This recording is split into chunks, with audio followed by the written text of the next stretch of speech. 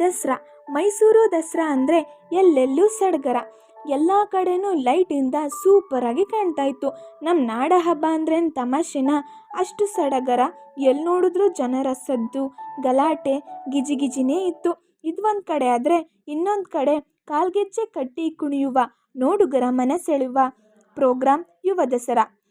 ಈಗ ನಮ್ಮ ಕಥಾನಾಯಕಿ ಖುಷಿ ಕೂಡ ಈ ಡ್ಯಾನ್ಸ್ಗೆ ಪಾರ್ಟಿಸಿಪೇಟ್ ಮಾಡೋಕ್ಕೆ ಅವ್ರ ಟೀಮ್ ಜೊತೆ ಬಂದಿದ್ಲು. ಯೂನಿವರ್ಸಿಟಿ ಆಫ್ ಮೈಸೂರು ಗಂಗೋತ್ರಿಯಲ್ಲಿ ಈ ಯುವ ದಸರಾ ಪ್ರೋಗ್ರಾಮ್ ನಡೀತಿತ್ತು.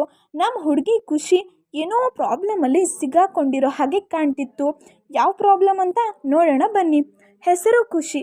ಹೆಸರು ತಕ್ಕಂಗೆ ಯಾವಾಗಲೂ ಖುಷಿಯಿಂದ ಇರೋ ಹುಡುಗಿ.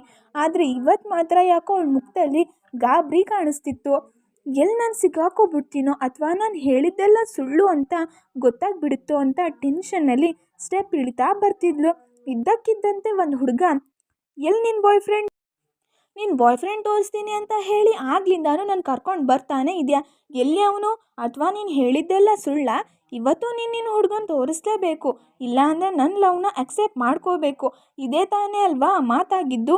ನೆನಪಿದೆ ತಾನೇ ಖುಷಿ ಅಂತ ಒಂದೇ ಸಮ ಮಾತಾಡ್ತಾನೆ ಇದ್ದ. ಆಗ ಖುಷಿ, ನೀನು ಸ್ವಲ್ಪ ಬಾಯಿ ಮುಚ್ತೀಯಾ? ಆಗ್ಲಿಂದ ಒಂದೇ ಸಮ ಮಾತಾಡ್ತಾನೆ ಇದೆಯಲ್ಲ. ನಾನು ಹೇಳಿದ್ದೇನು? ನನ್ನ ಹುಡುಗನ ತೋರಿಸ್ತೀನಿ, ಸ್ವಲ್ಪ ತಡಿ, ವೆಯ್ಟ್ ಮಾಡು, ಅವನ್ನ ಕರ್ಕೊಂಡು ಬರ್ತೀನಿ ಅಂದ್ಲು. ಆಗ ಆ ಹುಡುಗ, ಬೇಡ, ನೀನು ಎಲ್ಲಿಗೂ ಹೋಗಬೇಡ, ಫೋನ್ ಮಾಡು, ಅವ್ನು ಇಲ್ಲಿಗೆ ಬರಲಿ, ಎಲ್ಲಿಗೂ ಹೋಗಬೇಡ ನೀನು ಅಂತ ಹೇಳ್ದ. ಆಗ ಖುಷಿ, ಅಯ್ಯೋ ದೇವ್ರೆ, ಈಗ ಸಿಗಾಕೊಂಡೆ, ನನ್ನ ಕತೆ ಮುಗೀತು. ಇಲ್ಲದೇ ಇರೋ ಬಾಯ್ ಫ್ರೆಂಡ್ನ ನಾನು ಹೇಗೆ ತಾನೇ ಕರ್ಕೊಂಡು ಬರಲಿ ಹೇಳು? ನನಗೆ ಬಾಯ್ ಫ್ರೆಂಡ್ ಇಲ್ಲ ಅಂತ ಗೊತ್ತಾದರೆ ಅವನಿಗೆ ನನ್ನ ಗಂಡ ನನ್ನ ಮದುವೆ ಆಗು ಅದು ಇದು ಅಂತ ತಲೆ ತಿನ್ನೋಕ್ಕೆ ಸ್ಟಾರ್ಟ್ ಮಾಡ್ತಾನೆ. ಆಮೇಲೆ ನನ್ನ ಕತೆ ಮುಗೀತು, ಹೇಗಾದರೂ ನನ್ನ ಬಚಾವ್ ಮಾಡು ಕೃಷ್ಣ ಅಂತ ಮನಸ್ಸಲ್ಲೇ ಬೇಡ್ಕೋತಾ ಇದ್ಲು. ಅವಳು ತಾನೇ ಇಲ್ಲದೇ ಇರೋ ಹುಡುಗನ ಕರ್ಕೊಂಡು ಬರೋಕ್ಕೆ ಹೇಗೆ ಸಾಧ್ಯ? ಅವಳು ಅವನಿಂದ ಬಚಾವಾಗೋಕ್ಕೆ ಯಾವಾಗಲೂ ನನಗೆ ಬಾಯ್ ಫ್ರೆಂಡ್ ಇದ್ದಾನೆ ಅಂತ ಸುಳ್ಳು ಹೇಳ್ತಾನೆ ಇದ್ಲು. ಆದರೆ ಇವತ್ತು ಮಾತ್ರ ಅವನು ಬಿಡೋ ಹಾಗೆ ಇರಲಿಲ್ಲ. ಏಕೆಂದರೆ ಇವತ್ತು ನಿನ್ನ ಬಾಯ್ ಫ್ರೆಂಡ್ ತೋರಿಸ್ಲೇಬೇಕು, ಇಲ್ಲ ಅಂತ ಅಂದರೆ ನೀನು ನನ್ನ ಬಾಯ್ ಫ್ರೆಂಡ್ ಮಾಡ್ಕೋಬೇಕು ಅಂತ ಹಠ ಹಿಡಿದು ಆ ಹುಡುಗ ಕೂತಿದ್ದ. ಅದಕ್ಕೆ ಖುಷಿ, ನನ್ನ ಹುಡುಗ ಕಾಲೇಜ್ ಹೊರಗಡೆ ಇದ್ದಾನೆ ಬಾ ಅಂತ ಹೇಳಿ ಕರ್ಕೊಂಡು ಬಂದ್ಲು. ಹೇಗೋ ಮಾಡಿ ಅಲ್ಲಿಂದ ತಪ್ಪಿಸ್ಕೊಂಡು ಬರೋಕ್ಕೆ ಪ್ಲ್ಯಾನ್ ಮಾಡಿದ್ಲು. ಆದರೆ ಈ ಸಲ ಆ ಹುಡುಗಂಗೆ ಡೌಟ್ ಬಂತೋ ಏನೋ ಗೊತ್ತಿಲ್ಲ, ಅವನಂತೂ ಅವಳ ಕೈ ಬಿಡೋಕ್ಕೆ ರೆಡಿನೇ ಇರಲಿಲ್ಲ. ಕೈನ ಗಟ್ಟಿಯಾಗಿ ಇಟ್ಕೊಂಡು ನಿಂತಿದ್ದ. ಆಗ ಖುಷಿ, ನನ್ನ ಕೈ ಬಿಡು ಧ್ರುವ, ಕೈ ತುಂಬ ನೋವ್ತಿದೆ, ಪ್ಲೀಸ್ ಬಿಡು ಅಂತ ಅಳೋ ಥರ ಕೇಳ್ತಿದ್ಲು. ನೀನು ನನ್ನ ಚೈಲ್ಡ್ಹುಡ್ ಫ್ರೆಂಡ್ ಅಲ್ವಾ, ಬಿಡು, ನಿನ್ನ ಫ್ರೆಂಡ್ಗೆ ನೋವು ಮಾಡೋದು ನಿಂಗೆ ಇಷ್ಟನಾ ಹೇಳು ಅಂತ ಕೇಳಿದ್ಲು. ಹೌದು, ಇವರಿಬ್ಬರು ಚಿಕ್ಕ ವಯಸ್ಸಿಂದನೂ ಒಟ್ಟಿಗೆ ಬೆಳೆದಿದ್ರು. ಒಂದೇ ಸ್ಕೂಲು, ಒಂದೇ ಕಾಲೇಜಲ್ಲಿ ಕೂಡ ಓದ್ತಿದ್ರು. ಧ್ರುವಗೆ ಖುಷಿ ಅಂದರೆ ಚಿಕ್ಕ ವಯಸ್ಸಿಂದನೇ ಇಷ್ಟ ಇತ್ತು. ಆದರೆ ಕಾಲೇಜಲ್ಲಿ ಖುಷಿಗೆ ಪ್ರಪೋಸ್ ಮಾಡಿದ್ದ. ಆಮೇಲೆ ಪ್ರೀತಿ ಮಾಡುವಂಥ ಟಾರ್ಚರ್ ಕೂಡ ಮಾಡ್ತಾ ಇದ್ದ. ಆದರೆ ಖುಷಿಗೆ ಅವನ ಮೇಲೆ ಆ ಥರದ್ದು ಯಾವ ಭಾವನೆ ಕೂಡ ಇರಲಿಲ್ಲ. ಅವಳು ಅವನನ್ನು ಒಂದು ಒಳ್ಳೆ ಫ್ರೆಂಡ್ ಥರ ಅಂದ್ಕೊಂಡಿದ್ಲು. ಇದರಿಂದ ತಪ್ಪಿಸ್ಕೊಳ್ಳೋಕ್ಕೆ ಖುಷಿ, ನನಗೆ ಈಗಾಗಲೇ ಬಾಯ್ ಫ್ರೆಂಡ್ ಇದ್ದಾನೆ ಅಂತ ಸುಳ್ಳು ಹೇಳಿದ್ಲು. ಇವಾಗಲಾದರೂ ಇವನು ನನ್ನ ಹಿಂದೆ ಬರೋದನ್ನ ನಿಲ್ಲಿಸ್ತಾನೆ ಅನ್ನೋ ಧೈರ್ಯದಲ್ಲಿ. ಆದರೆ ಅವನು, ಇಲ್ಲ, ನೀನು ಸುಳ್ಳು ಹೇಳ್ತಿದ್ಯಾ, ನೀನು ಬಾಯ್ ಫ್ರೆಂಡ್ ಮೀಟ್ ಮಾಡಿಸು, ಆವಾಗ ನಾನು ಇದನ್ನು ನಿಜ ಅಂತ ನಂಬ್ತೀನಿ. ಅಕಸ್ಮಾತ್ ಏನಾದರೂ ಇದು ಸುಳ್ಳಾದರೆ ನೀನು ನನ್ನ ಮದುವೆ ಆಗಬೇಕು, ಸರಿನಾ ಅಂತ ಧ್ರುವ ಹೇಳ್ದ. ಆದರೆ ಖುಷಿ ಲೈಫಲ್ಲಿ ಆಗಿದ್ದೇ ಬೇರೆ, ಅವಳು ಅಂದ್ಕೊಂಡಿದ್ದೇ ಬೇರೆ. ಖುಷಿ ಎಷ್ಟು ಬೇಡ್ಕೊಂಡ್ರೂ ಧ್ರುವ ಅವಳ ಕೈ ಬಿಡ್ತಾನೆ ಇರಲಿಲ್ಲ. ಆಗ ಖುಷಿ ತನ್ನ ಮನಸ್ಸಲ್ಲಿ, ಮುಗೀತು, ನನ್ನ ಲೈಫ್ ಕಂಪ್ಲೀಟಾಗಿ ಚೇಂಜ್ ಆಯಿತು. ಇವನ್ನ ಮದುವೆ ಆದರೆ ನನ್ನ ಕನಸಿನ ಹುಡುಗನ ಕತೆ ಏನು? ಕೃಷ್ಣ ಪ್ಲೀಸ್ ಇದು ಒಂದು ಸಲ ಕಾಪಾಡು ಕೃಷ್ಣ ಅಂತ ತನ್ನ ಮನಸ್ಸಲ್ಲೇ ಬೇಡ್ಕೊಂಡ್ಳು. ಅವಳ ಪ್ರಾರ್ಥನೆ ದೇವರಿಗೆ ಕೇಳಿಸ್ತೋ ಏನೋ, ದೂರದಲ್ಲಿ ಯಾರು ಬರೋದನ್ನು ಖುಷಿ ನೋಡಿದ್ಲು. ಆಗ ಅವಳ ತಲೆಗೆ ಒಂದು ಸೂಪರ್ ಡೂಪರ್ ಪ್ಲ್ಯಾನ್ ಬಂತು. ಖುಷಿ ಧ್ರುವನ್ಗೆ ಹೇಳ್ತಾ, ಅಲ್ಲಿ ನನ್ನ ಹುಡುಗ ಬಂದ, ನನ್ನ ಕೈ ಬಿಡು, ಕರ್ಕೊಂಡು ಬರ್ತೀನಿ ಅಂತ ಕೈ ಬಿಡಿಸ್ಕೊಂಡು ಆ ಹುಡುಗನ ಕಡೆಗೆ ಓಡಿದ್ಲು. ಸುಮಾರು 6 ಅಡಿ ಮತ್ತು ತುಂಬ ಹ್ಯಾಂಡ್ಸಮ್ ಆಗಿರೋ ಹುಡುಗ. ಆ ರಾತ್ರಿಯಲ್ಲಿ ಅವನ ಮುಖ ಚಂದ್ರನ ಥರ ಹೊಳಿತಾ ಇತ್ತು. ಆಗ ಖುಷಿ ಅವನ ಹತ್ರ ಬಂದು ಅವನ ಕೈ ಇಟ್ಕೊಂಡು, ಪ್ಲೀಸ್ ಪ್ಲೀಸ್ ನಂಗೊಂದು ಹೆಲ್ಪ್ ಮಾಡ್ತೀರಾ ಪ್ಲೀಸ್, ಹಲೋ ಪ್ಲೀಸ್ ಮಾತಾಡಿ ಅಂತ ಹೇಳಿದ್ಲು. ಆಗ ಆ ಹುಡುಗ ಸಾಫ್ಟ್ ವಾಯ್ಸಿಂದ, ಏನಾಗಬೇಕಿತ್ತು?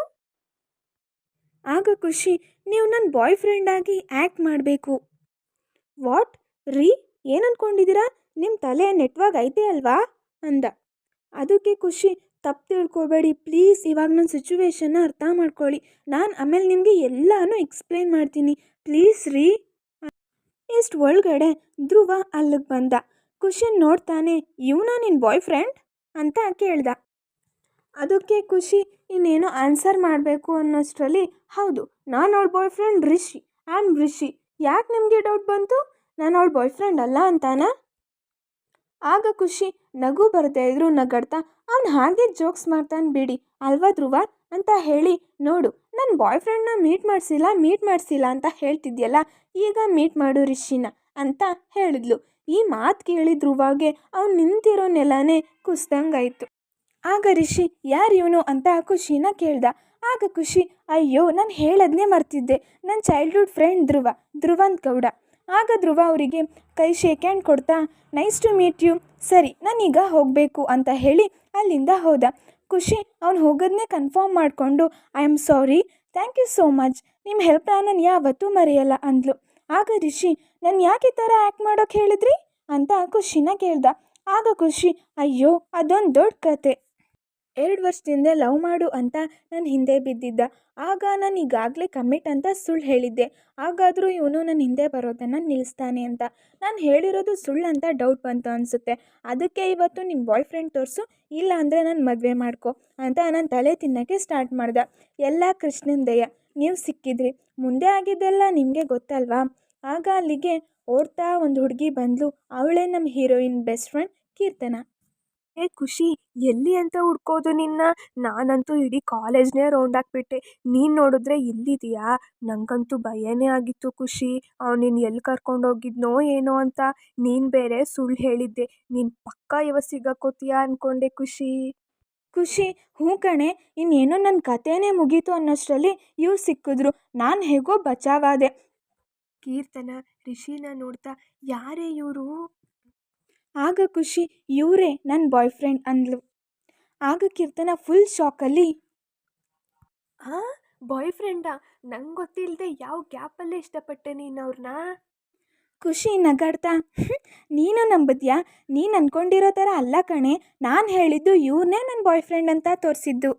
ನಿಮ್ಮಿಂದ ತುಂಬಾ ಉಪಕಾರ ಆಯಿತು sir, thank you so much. ನಾವೀಗ ಹೋಗಲೇಬೇಕು, ಇಲ್ಲಾಂದರೆ ಹಿಟ್ಲರ್ ಸರ್ಕಲ್ ಸಿಗಾಕೊಂಡ್ರೆ ಬೈಸ್ಕೋಬೇಕಾಗುತ್ತೆ. ಬರ್ತೀವಿ ಸರ್ ಅಂತ ಕೀರ್ತನ ಖುಷಿ ಕೈನ ಇಟ್ಕೊಂಡು ಎಳ್ಕೊಂಡೋದ್ಲು. ಆಗ ಖುಷಿ, ಲೇ ನಾನು ಅವ್ರನ್ನ ಸರಿಯಾಗಿ ಮಾತಾಡಿಸ್ಲೇ ಇಲ್ಲ, ನೀನು ಕರ್ಕೊಂಡು ಬಂದಲ್ಲ, ದಿಸ್ ಈಸ್ ವೆರಿ ಬ್ಯಾಡ್ ಕೀರ್ತನ. ನಿನ್ನ ತಲೆ, ಅವಯ್ಯ ಹಿಟ್ಲರ್ ಸ್ವಾಮಿಗೆ ನಾವು ಡ್ರೆಸ್ಸಿಂಗ್ ರೂಮಲ್ಲಿ ಇಲ್ಲ ಅಂತ ಅಂದರೆ ಸುಮ್ಮನೆ ಬಿಡ್ತಾರೇನೇ? ಬಾ. ಆಗ ಖುಷಿ, ಅದು ಅದು ಕೀರ್ತನ, ಅದು ಇಲ್ಲ ಇದು ಇಲ್ಲ, ಸುಮ್ಮನೆ ಬಾ ಅಂತ ಹೇಳಿ ಕರ್ಕೊಂಡೋದ್ಲು. ರಿಷಿ ಯಾರು? ಅವನು ಯಾಕೆ ಖುಷಿಗೆ ಹೆಲ್ಪ್ ಮಾಡ್ದ? ಇದ್ರ ಹಿಂದೆ ಬೇರೆ ಏನಾದರೂ ಕಾರಣ ಇದೆಯಾ? ಅಥವಾ ಧ್ರುವಾಗೆ ಇವ್ರು ಮಾಡ್ತಿರೋ ನಾಟಕ ಗೊತ್ತಾಗುತ್ತಾ? ಎಲ್ಲ ಪ್ರಶ್ನೆಗೂ ಆನ್ಸರ್ ಬೇಕು ಅಂದರೆ ಕೇಳ್ತಾ ಇರಿ ಖುಷಿ, ಓನ್ಲಿ ಆನ್ ಪಾಕೆಟ್ FM.